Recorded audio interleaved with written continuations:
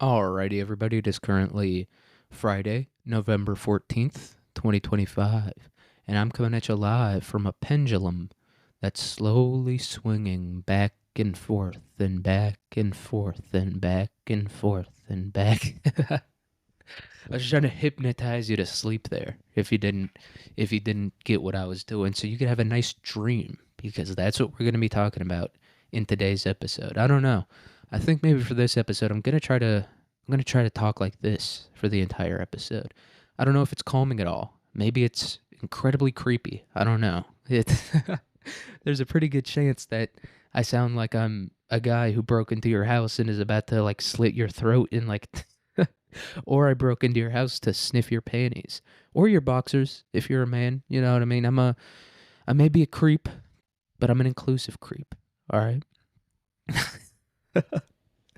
But should I do quiet voice this whole time? Should I talk like I don't know. I've never had a reason to talk like this in my life before. I've never when people are sleeping, most of the time when people are sleeping around me, it's not like a time of day where there's like an expectation for you to be quiet. You know what I mean? I usually if I'm up early, I'm going somewhere, right? That's the only reason for me to be up early really ever. I don't get up early to like make breakfast or anything like that. Like I'll get up early to go help my grandpa do some yard work or go, you know, go fishing or something like that. But I'm never up early just like chilling around the house or whatever. So I've never kind of had a reason to talk like this, but I'm sure if you have kids, I'm certain you've used this voice. And this must be I can only imagine what it's like getting an argument with like your wife or whatever when you're like kids are sleeping and you have to be like, "You are the biggest fucking cunt I've ever met." Like obviously you're not saying that, but for you to get your message across. Shouldn't be calling your wife a cunt, but I do. It is funny to imagine like two married people who just like resent each other to the nth degree and just like despise each other and hate each other and are still together, just like being like, "You're a fucking cunt and I wish I never married you," and the girl being like, "Yeah, well that's why I have to go out and find bigger dicks than yours, you little tiny fucking loser," and just like going back and forth like this for like an hour straight, just like bright red face, like veins bulging in their head while the kid is asleep in the other room. You know, you're just like your mother. You told me when we first met you wanted to end up nothing like her, but you're the exact same kind of bitch that she is. You know, just saying that. Little baby's taking a nap in the other room, just like mouth open, just you know what I mean, drooling on the pillow. That is, I do think that could be a tactic. If you like get in a lot of arguments with someone, I think just like trying to force your voice to this level, I think it could help you to prevent an outburst or whatever because you're so focused on keeping your voice at this level. You ain't got to be you ain't got like the brain space, you know what I mean, the mental capacity to be able to be like, "Well, I'm angry now." Right? You don't it can't work like that. You're too focused on talking like this. And I think that's like a big thing within psychology is like or just like being a person is that you're not going to like change the inside of yourself, or you can, but it's not going to happen instantly. But what you can change is like your external reactions to things, right? Because uh, I used to have spaz a fair bit, you know what I mean, just like straight up spaz. And so but then I just started not spazzing. I started being like, look, I'll spaz internally and I'll be like, fucking, I'll do that internally.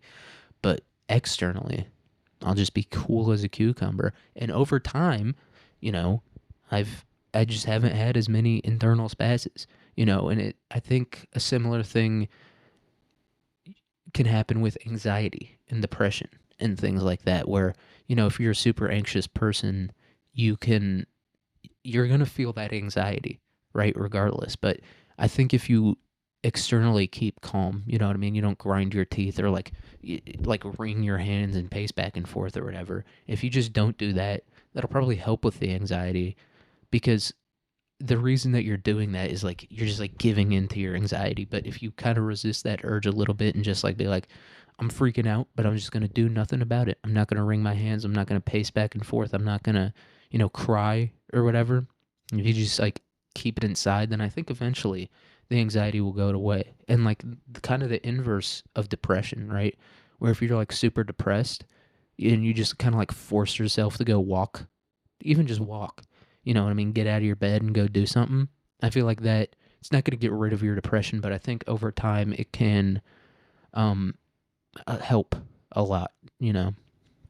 But yeah, talking in this quiet voice, I don't know. I don't know who I sound like. I can't think of a person who really talks like this. Um, and it's not.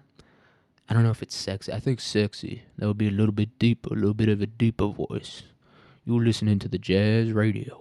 But this is quiet voice because this I hope you're taking a nap to this. I don't, but I do think my voice has a certain quality about it that doesn't go away no matter how loud I'm talking. Where it does have like a little bit of a grating sound to it. I don't know what it is about me. Maybe it's because I zen constantly, and so my throat has been destroyed by the Chinese nicotine salts. I don't know what it is, but it's the way my voice is. I kind of do sound like a 12-year-old boy going through puberty sometimes. It just is what it is, dude. There's nothing I can do about it, But dreams, I'm doing the sleepy time talky voice right now. Dreams they can be a little bit scary, you know especially because we're going to talk a little bit about sleep paralysis. I did want to go into wet dreams a little bit, but yeah, it turns out those are pretty boring, actually. It's just like you don't jack off for a few weeks or don't come for a few weeks, and then you have a wet dream, usually, or when you're first going through puberty and stuff like that, your body's like, well, dude, we're full, max capacity right now. Like a wet dream, from what I understand about it, it's like your body's having a sale. You know what I mean? It's a closing sale. It's like, dude, we are kind of the opposite of a closing sale. When Walmart orders too many bags of Doritos or whatever, and they're like 2 for $5, for family size bags of Doritos. That's kind of what a wet dream is. Your body's like, we just have to somehow get this out of our system, dude. This guy's not jacking off. He's not nutting in any, butt or pussy or mouth or anything like that. So we gotta get this stuff out of his system.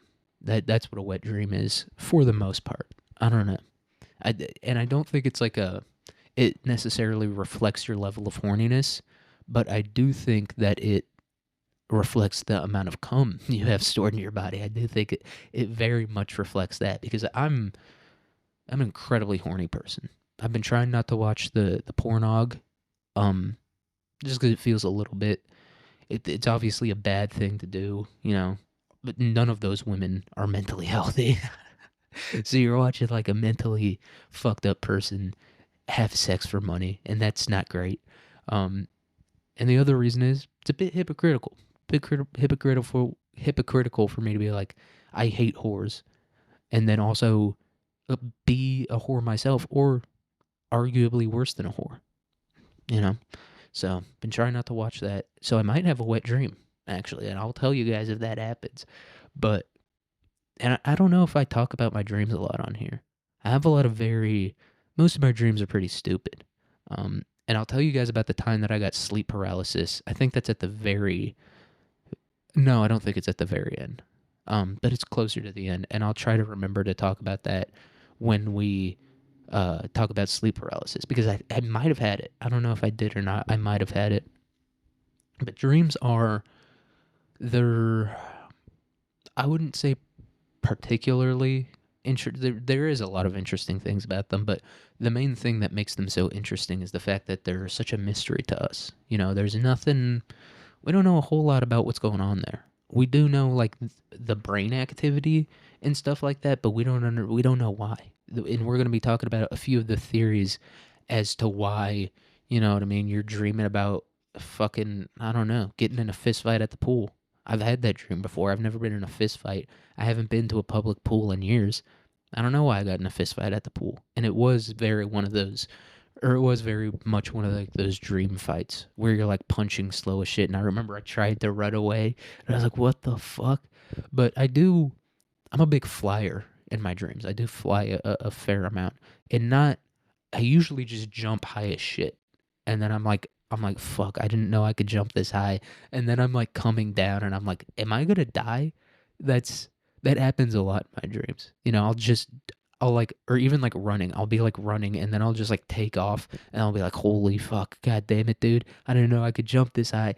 I think I'm gonna break my legs or something like that. So that's a common thing in my dreams. And then another common thing that I have is the brakes don't work on my car. Um, but I don't really have that nightmare anymore, or I guess not nightmare, but like it can sometimes be a nightmare. Sometimes it is, sometimes it's not. Um, but I don't really have that anymore because I drove a car whose brakes were metal. Because usually a brake pad has a layer of usually ceramic, or I think graphite sometimes they use. And when you press the brakes, it clamps onto like this disc thing that's attached to your wheel, so then the wheel slows down. Um, but at least one of mine was metal, and the other one was very close to just being the metal. There was no graphite or ceramic on there. Uh, and that's what it means when your brakes are wearing out. It means that graphite or ceramic is weakening a bit, or it's not weakening. It's super thin, and so, and I was like, you just have to like adapt to it, right? When you're driving your truck or your car or whatever, and it wasn't that bad. It was like, yeah, it took me 30 seconds to slow down, but I figured it out pretty quick. So I think I could whip the truck with no brakes on it. Don't drive a truck anymore though, so I don't have to worry about that, dude. I got the e-brake now. You know what I mean? The one that you pull up, like the handle one that's like, it's kind of in the center console. I drive a Subaru, dude. It's no big deal. Yeah, I'm basically fucking Korean or Japanese, wherever it comes from. But dreams. What's going on with dreams? Why am I dreaming about the brakes not working? Why am I dreaming about having a fist fight? Why do I have sex dreams constantly, but never a wet dream, dude? What's going on there? I don't know, but let's figure it out. So, a dream is a series of images, dynamic scenes and situations, ideas, emotions, and sensations that occur involuntarily during certain stages of sleep. So, this little first thing that I read, that's just like the definition of a dream. You know what I mean? And I didn't, yeah, dreams are just so mysterious to me because they're not memories, but sometimes they are kind of memories. And it's like sometimes it's like a real situation. Sometimes it's just completely made up. So yeah, it's a pretty broad definition. Just anything that goes on in your brain involuntarily while you're sleeping is pretty much a dream. Like I guess you could just have like a sound dream, right? Because isn't sound a sensation? I've heard people talk in my dreams. It doesn't say anything about sound in here. So I assume sound is a sensation. So you could just have a sound dream, dude. Maybe that's probably how blind people dream. You know what I mean? They just go to bed and just have conversations with themselves all night, which I do. When I'm going to bed, I'll talk in my head. And I do that all day. All day I'm literally just talking in my head, just whatever dumb thing that pops into my head. That's what goes on all day, which is it's why I do this podcast, because I have so many dumb thoughts that my brain it's overflowing with stupidity. And I think it's a benefit to share that with the world, to share the moronic ideas that I just have constantly throughout the day with the world. And I think they say some people don't think, but or they don't have an inner monologue, and I don't know if I believe that shit, dude. It doesn't make any sense to me at all. But maybe it's true. And so now our next section is dream science. So the average person spends about 2 hours dreaming during the night, and each dream lasts 5 to 10 minutes. And people will be like, well, that's not true. I dreamed all night. But the thing about it is, obviously, you're only going to remember your dreams. And there is a bit of a time distortion in dreams. But obviously, when you're sleeping, you're not going to remember the times that you're not dreaming. So obviously, it seems like you were dreaming, for the 8 hours you were asleep or whatever, when in reality, it was probably more like 2 hours. And I'm an on and off dreamer. I don't dream every night. Sometimes I do, sometimes I don't. And um, we're going to talk about a couple of the theories regarding dreaming. And I'm sure there can be like just like a slight dream where just like one image pops up in your head and then you wake up and that's like the whole night. But I don't think it's possible to not dream ever. I think you have to dream if the theories are correct. If the theories are wrong and it's just our brains being like, the fuck are we gonna do? Like, I'm bored as shit. Fucking, make him jump high as hell. I don't know. Um, but if the theories are true, then everyone has to dream at least a little bit. Um, so then our next thing here. So dreams in humans mainly occur during REM sleep, which everyone's heard of REM now, especially if you've listened to Joe Rogan. I feel like Joe Rogan talks about REM sleep constantly for no reason. But REM stands for rapid eye movement. Um, yeah, and they can occur in other stages as well, but they mostly occur in REM. In REM sleep, like I said, we've all heard the phrase before, but what exactly is it? What exactly is REM sleep? It's you think it's the part where you're sleeping the deepest. Turns out it's not, I guess the name rapid eye movement kind of gives away the fact that it's not you're not completely shut down. Um but here's what goes on during REM sleep. So during REM sleep, your brain is as active as it is when you're awake, and all mammals and I think a few birds out there experience REM sleep. And the thing about REM sleep is your brain's fully active, but your body um, muscle tone decreases during REM sleep. And basically, what that means is the the blood. I think this is it's like the blood goes out of your muscles, and this is also the period of sleep when your body temperature is the highest. And so during REM sleep, your body temperature is super high, but your skin is super cold, and your muscles, or your core temperature is super high, I should say, and your skin is very cold, and your muscles aren't doing anything, but your brain is fully awake. So I don't know. I guess it's like maybe it's like the most physically restful time, right? Because your muscles aren't doing anything, but your brain is it's full on. I don't know. Maybe your brain and body have to switch off, right? Both of them can't be fully off at once because if you wake up and there's a fucking, you know what I mean, a saber-toothed tiger in your cave. But I don't know. It's weird. So the only way to study a dream is to hear a verbal account from a subject, and that is impossible. And so, therefore, it is impossible to confirm an animal's dream. We don't really know if animals dream. Dogs definitely dream. I'd say a fair amount of animals do dream. Cats, I don't think cats dream. The cats are. I just hate cats. I don't like them at all. And I don't hate them, but I don't really like them either. I think dogs are way better than cats because dogs are basically people, dude. It's basically a dude that you're just hanging out with all day, or a chick that you're just hanging out with. But dogs, yeah, those motherfuckers sleep. I've I've heard my dog talking in his sleep before, getting in arguments, being like, "No, dude, fuck you, fuck you." I've heard him uh do a few yips, and my dog that I have right now, because all my other dogs died, dude. We used to have how many dogs did we have in the house? We had four dogs, but now we're down to one, dude. Like three of them died in the past 2 years.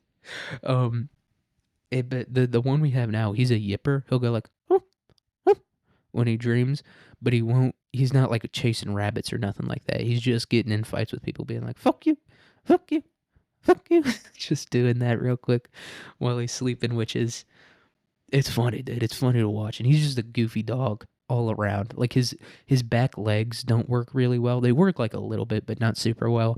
And he's like a bit older, and he just always has. He's a border collie, but he's just not. He's not like a super high energy border collie, and he's very stupid. But he's just like the best goofiest dog. Love that one, dude. But yeah, his back legs aren't working, so he's probably going out pretty soon. But he does dream, and he goes. "Huh, huh."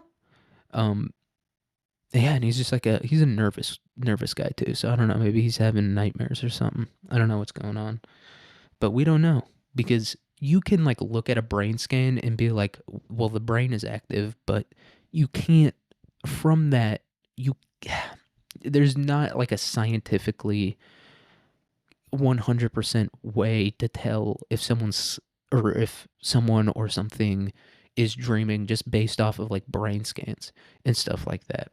And this is one of the things we're going to talk about here is just the fact that one of the reasons why it's very hard to study dreams. So, scientists who focus on the mind-body problem often study dreams due to their strange connection to consciousness, because one of their big arguments regarding this, and we're going to talk about the mind-body problem after this, but one of the things they have about this is that, or that interests them about this, is that when you're dreaming, is it really you when you're dreaming, right? Because I've had dreams where I've done things that I wouldn't normally do when I was awake, right?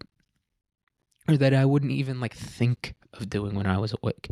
And so they're like, well, is your consciousness like checked out when you're dreaming and it's just like your animal brain, or does like another consciousness come in, or does the brain have two consciousnesses within it? It's it's perplexing, right? And really, consciousness as a whole is a very perplexing thing, and that's why it's always funny. Um, I don't want to get political, but it is kind of funny to hear like the pro-abortion people when they talk about fetuses being like it's not conscious, right? Like an unborn baby isn't conscious, and it's like you don't know that. I'm not saying you're wrong. I'm just saying you don't know that, right?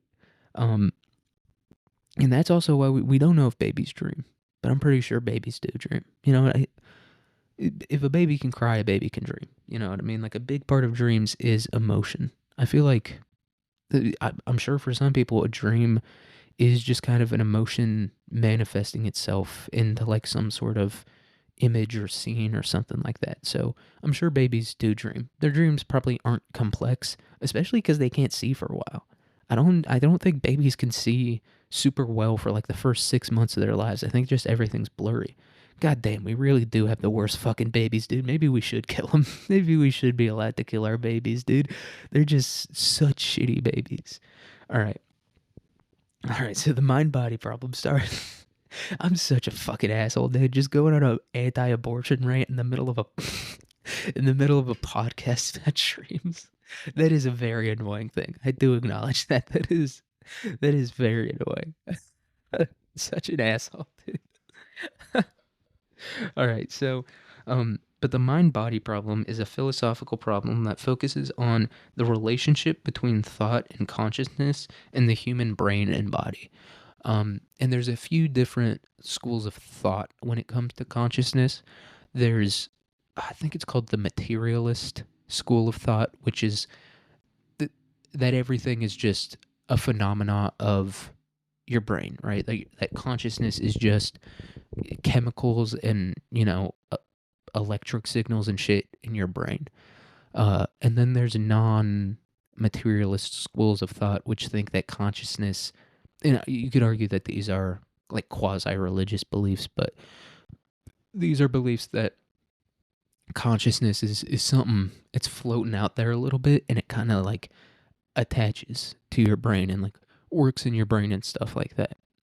I don't understand it super well, but I think those are the two basic schools of thought within the body problem. Is that it's just a completely a random thing that humans evolved for whatever reason, that is just, it's chemicals, it's dopamine, it's electric, it's whatever, and it's just happening in your brain. And then there's the non-materialist school of thought, but they both, because consciousness, it's almost impossible to like definitively define.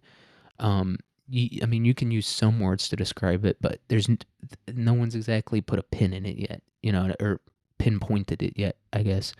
And so I just think that's kind of an insane, like, it's an insane route to go down. Like I talked about, I don't know if it was I don't remember what episode I talked about it in, but it's like the quantum mechanics, you know, infinity math type of people where it's like, I think you got to go insane sooner or later if you're focusing on like the mind body problem, like really trying to pin down consciousness.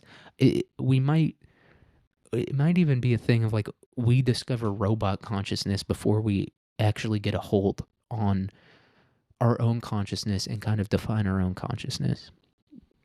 But I don't know, it's just weird. It's I could never really go down that path because I think I would go insane. Even like just the dreams are kind of crazy. Like the scientific things, like I'm cool with that, but like we're gonna talk about the philosophy a little later, and that we're not gonna get too deeply into that because then I'm gonna go on a real schizophrenic rant, dude. You think my abortion rant that I just went on that was loosely connected to the topic was bad? It, if I, if I really thought about the philosophy around dreams and stuff like that, I would go fully insane. And so, the physical process of the brain during sleep is hard to study due to restrictions regarding invasive brain procedures on human subjects. So they can use non-invasive procedures, um, and they can use invasive procedures on animals like rats, rabbits, pigs, and stuff like that. But you're not allowed to do it on a human. And most, or not most, but I think there's a few countries out there that have a complete ban on it. Uh, and the United States has a partial ban, and the only excuse for the or the only exception to the ban is if you're like researching a specific person's brain who is in like immediate danger of dying. So there's basically a complete ban on it for more novel research, right? Like a dream, yeah. If we could figure out dreams, that would be cool, but it is pretty novel. It's not. We're not going to be. Maybe not. I don't know. Maybe dreams do have the secrets to the universe, but we're not going to be uncovering anything super crazy in dreams. At least that's what I believe. So that's kind of why it's so hard to study. And so that's kind of why people have to come up with just like these pure theories. You know what I mean? Just with the knowledge that they have about the brain, or at least from a scientific standpoint. Uh, a lot of the philosophical ones are a little bit like, yeah, kind of bullshitting a little bit. And the scientific ones are obviously you're bullshitting a little bit. They're just using like old knowledge that we have about brain activity and how the brain works and stuff like that to try to come up with theories about dreaming. But like I said, it's very limited information due to it, for all intents and purposes, a ban on brain research using invasive procedures on humans. But we're going to talk about, I think, three or four of those theories, and people really weren't studying dreams in a scientific way.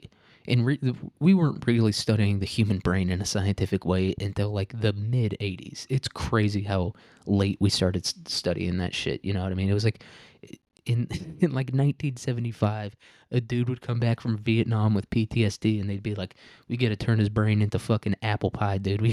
We got to scramble this bitch. We got to bake it, bruh." Um, and so the first theory we're going to talk about is from British scientists, and this comes in 1983 from British scientists Crick and Mitchison, who proposed the reverse learning theory, which says that dreams clear out junk. Um, yeah, this I don't think that this is the best theory because, like I said, a lot of the dreams I've had have nothing nothing to do with real life at all. And obviously, it's more complicated than that, right? Obviously, you're not going to dream about, I don't know, unlearning calculus or whatever. And also, you remember your dreams, right? If it's something significant, then you're gonna remember it. And so, I'm not going to criticize Cricks and Mitchison too much. I don't think this is the best theory though. Maybe it clears out like a little bit of junk. You know what I mean? Like like memories that you don't need. But I don't. I don't think that your brain is like smart enough to be able to decipher between necessary memories and unnecessary memories per se. Although I could be entirely wrong. Like I said, I don't know too much. I don't know too much in general, but I really know nothing about the human brain and dreams and stuff like that. So, but most other theories, and this is kind of the main thing that has me going against Mitch and Crickison or Mitchison and Cricks, is that most other theories imply that dreams promote learning specifically from past experiences or trauma. So, one theory is that dreaming just helps you learn better, even if you aren't necessarily dreaming about the thing that you're trying to learn. But I don't know if that's true either, because a lot of people who speak a second language say they really started to understand the language after they had like a dream in that language.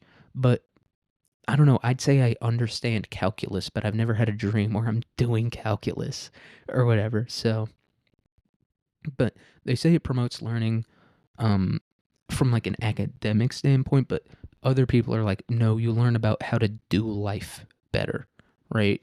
How to just deal with situations and stuff like that, how to move past trauma, right? There was one guy, I forget his name, but he talked about how dreams are a quasi therapeutic thing that helps you like deal with trauma and stuff like that. And once again, I don't know if he's got that 100% correct, because there's dudes that have night terrors every single fucking night about the war that they fought in, and they don't seem to ever get over it. But maybe for like minor trauma, and I'm sure that's why he calls it quasi therapeutic, because it's not, you're not fully getting past that thing. Um, but like maybe for like minor traumas, dreaming can help you get past those things or work through them. I don't know. I, that's probably exactly what he's saying. He's like, it's not going to fully cure the thing, but it can help you a little bit. It's just an extra little thing just to keep you functioning, and that's why he called it quasi therapeutic. All right, and then so the newest theory that we have, and once again, this is kind of as valid to me as some of the other theories, but comes from 2021, where American scientists Eagleman and Vaughn published the defensive activation theory, which says that dreams prevent the occipital lobe from being appropriated by other non-vision senses. So basically what this means is the occipital lobe, it's in the back of your brain, which is weird. I thought it would kind of be towards like the front of your brain, but it's in like the very, very back of your brain. And it's part of like the neocortex, which is like the whole big wrinkly thing uh, around your brain, I guess. I guess that's what your neocortex is. No, the neocortex is, I think it's like the outer part of your brain where all the wrinkles and stuff are. I think there's like an inner cortex and then there's an outer cortex. And the occipital lobe, I think it's part of that neocortex. I don't know exactly, but doesn't matter where it is. It's the part of your brain that processes images. Yeah, that's what it is. It helps you process shapes, colors. Uh, I don't know necessarily if it helps you process like light. I think your eyes can do that on their own. I think your eyes can tell if how much light there is. I think it kind of does that on its own, but the occipital lobe helps you process images and shapes and colors and stuff like that. You know, the more complex things regarding vision. And so they think that when you're dreaming, it's keeping that part of your brain active, so your other so that other pathways for other senses or memory or whatever it is don't come in there and like take over the occipital lobe. Which, if this theory is true, then everyone has to dream, or else you're gonna go fucking blind. So that's why I was saying maybe I think everyone does dream to a certain extent, but this theory stems from neuroplasticity, which is the idea that physical neuron networks can be reorganized to adapt uh, to certain situations, right? And so when you hear about someone who uh, is like went through some sort of extreme trauma, and they're like, it literally rewired that person's, their physical brain changed, like new pathways were opened up, you know, the emotional part of his brain got like taken over by these other pathways that are like defensive, you know, whatever. Like when you hear about shit like that, that's like a physical process that goes on. And these guys think that that's what dreaming is that they're preventing other neural pathways from coming in and taking over your occipital lobe, which I didn't read their fucking paper or whatever, so I don't know. Maybe it's true. Like I said, we know so little about this topic, this subject, that it's hard to pin it down, you know, because I think in order to really understand dreams, first you got to understand consciousness, and then it's like at that point, fucking pack it up, big brother. It's over. You're cooked. You're done. So And now we're going to go on to our next subject, which is we're going to talk about sleep paralysis a little bit. So during REM sleep, your body enters muscle atonia, which prevents you from physically acting out your dreams. Once again, it's this this isn't like a surefire thing, because I've woken up, like, I remember one time when I was a kid, I dreamed about playing kickball, and I woke up like holding the kickball in my hand, getting ready to kick it. If you guys remember that from kickball. You guys remember that from kickball when you were playing kickball as a kid? And you'd be like cherry bomb, and you'd pick up the kickball and you'd just fucking punt it as hard as you could. Was I the only one that did that, dude? Um, but so you don't always enter muscle atonia, but it does happen a lot during REM sleep, so you don't like freak out and like break your arm or whatever. And muscle atonia was that thing that I was talking about where muscle tone significantly decreases, which I think it means like the blood isn't really getting in there. Or maybe it has to do with neurons. Maybe the neurons just stop firing in your muscles. I don't know exactly what it is. Your muscles stop working. That's the fucking basics of it. That's all that matters. And so if you wake up during REM sleep, you can experience sleep paralysis because you haven't fully transitioned, and because you haven't fully transitioned from REM sleep, imagery can bleed through. And so that's why if you've had sleep paralysis before, then maybe you've seen things. And the time that I had sleep paralysis, I was very drunk. This was back in the day. It was a couple years ago. My friend used to live in a strip mall. He lived in a strip mall office. He rented it out and stuff. He wasn't just squatting there. But he used to live there, and I was sleeping on the futon in the spare quote unquote bedroom, which was just another office. Like this was clearly supposed to be some sort of like reception or like assistance area, because there was like windows in the walls, or not windows, but like holes with window frames in them, in the walls and stuff like that. And so I got very drunk on my favorite drink that I used to drink back then, which was vodka mixed with Gatorade. And I don't even know why I drank back then. I was just drinking because my friends were drinking. I don't even like drinking at all. And so I had a bunch of vodka and Gatorade, and I went to go sleep on the futon. And I woke up, and I have no idea what time in the morning it was, but it was still, I think everyone was asleep. And I woke up, and I guess I was sleeping on my left shoulder, and so I was facing the doorway, and I could not move, right? And my friends were like walking like back and forth in front of the doorway, and I was just like screaming at them, being like, "Hey, hey!" Or I thought I was. I was like, "Why? Can you not hear me? Can you not hear me coming over, like yelling at you to like come and get me, dude? My fucking body isn't working." And they were just like these shadowy figures that were walking back and forth. And I don't know, maybe I'm just chill as fuck, because most people, when they see those shadowy figures walking back and forth, they're like, those are demons. But me, I was like, dude, those are my fucking boys. My boys need to come fucking pick me up because my body's not working right now. And so that was my sleep paralysis experience. And when I woke up, I guess I went back to sleep, and I woke up and I was like, yo, dude, what the fuck is, like, did you not hear me? I was like, "Were you guys walking back and forth? Were you guys like up earlier?" They were like, "No, we were sleeping." So I was like, "I think that was sleep paralysis. I think it was." But it was a little bit scary. I remember I was scared in the moment, but it's not, I wasn't like too terrified. I was just like, I guess this is, I don't know, my boys just want to go to the bathroom, I guess. I don't fucking know. It wasn't scary at all for me. It was slightly, but not anything terrifying.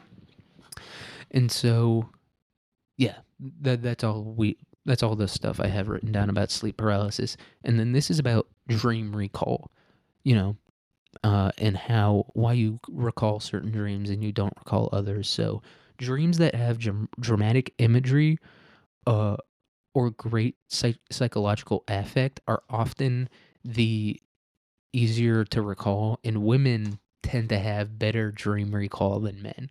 So once again, if your bitch will not shut up about the dreams she's been having, it's because women just inherently, I guess, have a better uh dream recall ability than men have.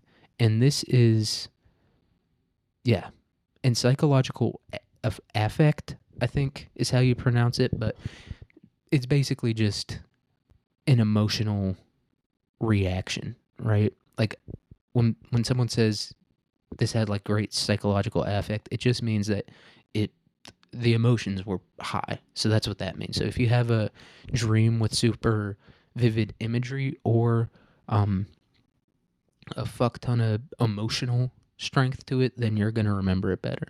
So maybe that's why I always remember the brakes not working on my car, because I was like, fuck, dude, my goddamn brakes aren't working.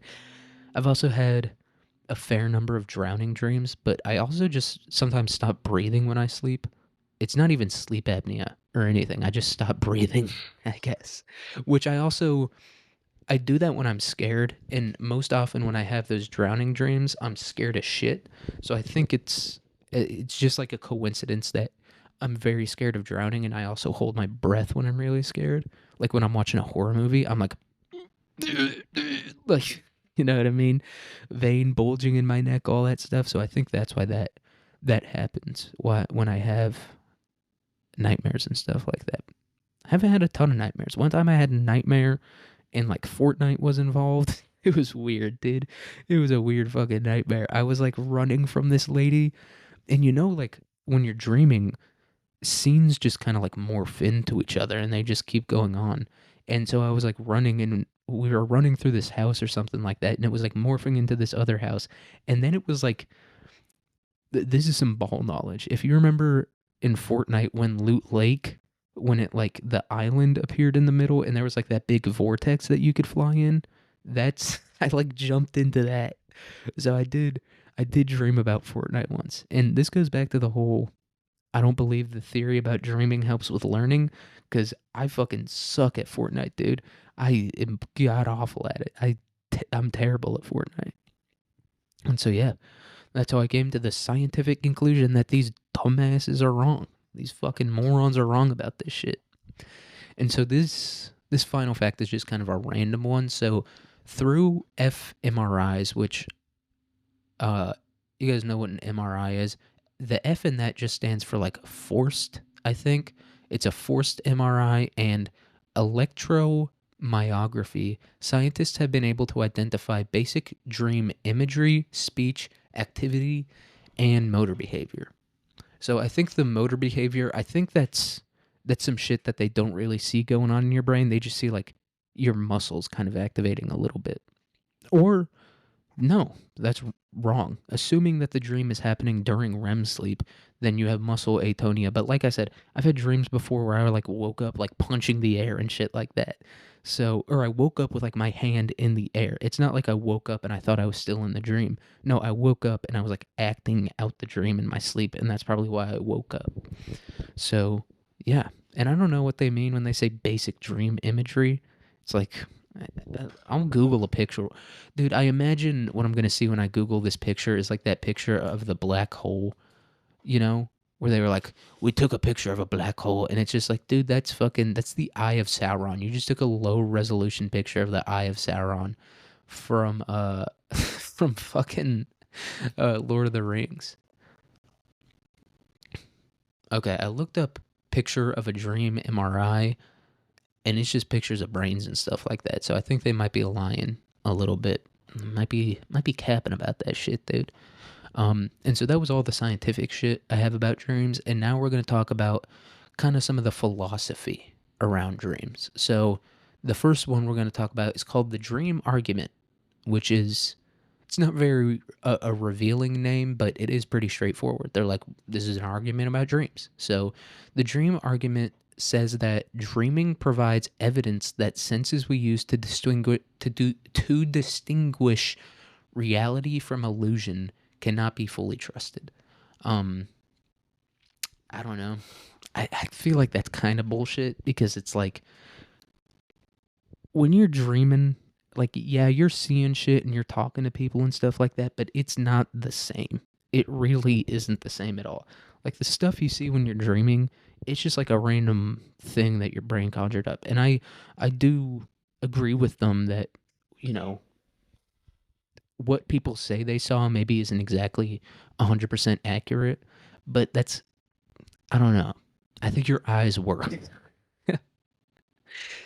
I think that dreams are just so different from reality in so many ways that the argument, yeah, and it's a philosophical argument, so they're really there's not a whole lot you can say to like counter it, right? There's not you can't be like, oh well, this is evidence because then they're gonna go with the classic, how do you know anything is real type of thing, which like if you were arguing against a person who was uh had the dream argument and he was talking about that shit and you were like, well, it's different and I know it's different. And he's like, well, how can you know? How can you 100% provide evidence that what you're seeing in a dream and what you're seeing in real life is different, or what you're hearing in a dream and what you're hearing in real life is different? And it's like, I can't, but I know it's true. Like, and so that's why it's hard to argue philosophy, because you can just kind of believe whatever you want. All right, and so because of these things, what the fuck? Once again, shitty handwriting on my part. Because of this, things should be carefully examined and tested to ensure that they are within reality. And once again, this doesn't make a whole lot of sense because it's like, well, if I can't trust my eyes and I'm looking at like a thermometer or whatever, then how do I know that my eyes aren't just playing a trick on me with this thermometer, right? Or if it's like I can't trust my ears, then how do I know that the guy that I'm listening to talk about this shit is actually talking? It just doesn't. It could be true. The dream argument could be correct, in the sense that our senses can't be trusted and that our brains just kind of construct a completely false reality around us. But once again, the second part of this, that's like, and that's why we have to get evidence for things. It's like, well, then it the evidence can't be trusted either in that case. If my eyes can't be trusted, then when I'm sleeping, then they can't be trusted when I'm awake. So when I see the evidence for something when I'm awake, then I can't trust that either. So it's kind of a, I don't know, self-fulfilling prophecy. God damn, it's a self-fulfilling prophecy. I guess if you kind of want to think about it like that, which you probably don't, because that's how I thought about it, and I'm retarded. I'm a dumb person. All right. And this next one, you guys are going to be hype. This is where the dream voice might go away, and I might have to hit a hell yeah on them. So, the dream argument was first mentioned by Zhu Zhengzhi in the Zhengzhui, or Zhengzhi, which I guess is like his book, which is one of the foundational texts of Taoism, dude. Taoism. I don't know. I was hyped about that. I was just like reading this thing about dreams, and I was like, dude, we're talking about Taoism now? I know what that is, dude. I know it's not just the yin and the yang. I know there's, spells and alchemy and shit like that, dude. Fuck yeah, let's go Taoism. And so this guy, and there's two foundational texts in Taoism, and the Zhongzhui is one of them. I don't know, pretty sick that those two things coincided. But I guess that makes sense. You know what I mean? The Taoists, and we're not going to get too into like specific religious beliefs. We're going to be talking maybe like the dream argument, like more fringe philosophical thoughts about dreaming. But yeah, I thought that was pretty interesting that our boy Zhang, or Zhuang, I guess is his name, was like the first one. No, his name is Zhao. God damn. His name is Zhao. His last name is Zhuangji. Fuck, dude. Chinese names. I'm sure they feel that way about America. How do you say that name? Jahan? Jahan? How you say? How the fuck you say that? Oh, and this is, fuck. Let me see if I can find this. Yeah, so this is what was written down in the Zhongzhui, the foundational text of Taoism, and this is very Chinese, and so I'll read this in a Chinese accent. So, he who dreams of drinking wine may weep when the morning comes. He who dreams of weeping may go off in the morning to hunt. While he is dreaming, he does not know it is a dream, and in his dream, he may even try to interpret a dream. Only after he wakes does he know it was a dream. And someday there will be a great awakening when we know that this is all a great dream. Yet the stupid believe they are awake, busily and brightly assuming they understand things. Calling this man ruler, that one herdsman, how dance? Confucius No way. Confucius, eh? No. Confucius and you are both dreaming. And when I say you are dreaming, I am dreaming too. Words like these will be labeled the supreme swindle, yet after 10,000 generations, a great sage may appear who will know their meaning, and it will still be as though he appeared with astonishing speed. Very like sort of Chinese myth. A man who drinks of drinking wine may wake up in the morning. I don't know. That wasn't a great Chinese. I don't do a great Asian accent. I don't have Indian. I can do a good Indian accent or a decent Indian accent. It's not great, but it's not horrible. No, I can't sustain it. I can say like 3 or 4 words in an accent, but I can't fucking sustain it. Oh, you motherfucker. Um, British, I can do it decent, but I can't do Asians. I can do a decent African. Um, Decent British, decent like Scottish, not a great German, pretty decent Russian, but I can't, or I can say like 4 words is what I mean, but I can't even do 4 words in Chinese. You're all Chinese. Come with egg roll. I can't do it, dude. I can do like the fake mocking Chinese accent, but I can't do the actual Chinese accent. Um, yeah, which that's a tough one because I can do like a decent, some other decent accents, but I can't do the Chinese, and that's the one I want to do. I really want to do Chinese. You know, like a British accent. Fuck it, I'm just doing shitty accents now. None of them are good, but I can at least get close to what they actually sound like. Especially if I stay in them for a while. I remember one time I got super high and I just thought in a British accent for a while. And then I was like, fuck, dude. And I had like a full weed panic where I was like, am I going to be able to talk normal? But I'm retarded, so. All right, so Plato believed dreams were a chaotic expression of the rational soul, but Aristotle believed they were byproducts of sensory impressions. So, yeah, both of those kind of mean nothing to me. I'm more of a Taoism, Eastern philosophy type of guy. So, but anyway, both of these philosophers ultimately asked the question that would cause French philosopher Rene Descartes to come up with officially the dream argument. You know, because like I said, we had Zhengzhi. He kind of had a bit of a dream argument thing, but he didn't put it in exact philosophical terms. But he basically got the gist of it down. He just didn't like write it down, or I guess he did write it down, but he didn't quite put his finger on it like our boy Rene Descartes did. But you do have to give credit to Zhao. He did kind of invent the dream argument. And, you know, Plato and Aristotle showing off the weakness of Western philosophy, where Western philosophy is like, oh, well, we don't really know. Whereas fucking Eastern philosophy is like, dude, this is how it is. Fucking listen to me, all right? Listen to me, bitch. And that's why I respect Eastern philosophy more. And then Freud's freaky ass believed dreams to be an expression of unconscious desires and hidden thoughts, quote unquote. Is the hidden thought that you want to fuck your hot mom, Freud? Is that what your hidden thought is? Goddamn, freak bull. All right, and so phenomenology is a study that focuses on how lived experiences can change the way in which phenomena are perceived, or if the phenomena exist at all, right? I think I briefly mentioned this once, but there are phenomenologists that take it to like the extreme where it's like you create reality for all intents and purposes. And so philosophers of phenomenology posit that dreams are a mode of consciousness that is simply the mind structuring experiences in a different way.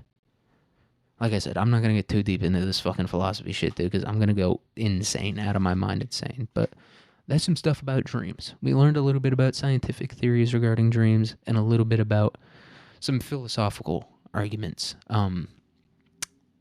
Mostly focused on the dream argument, but a little bit on, it's mostly about reality, right? That's mostly what it comes down to when we're talking about dream philosophy. But some interesting stuff, some stuff to think about, but don't think about it too much because you're gonna go insane. But that's all I've got for this episode, guys. I hope you have a good day, a good week, a good year, a good life. That was 55 minutes long, and it felt like nothing to me. I don't know, maybe it's because I was calm the entire time and I wasn't screaming about Frankenstein, but but yeah, it felt like a quick episode to me. But yeah, I'll see you guys in the next episode. Peace.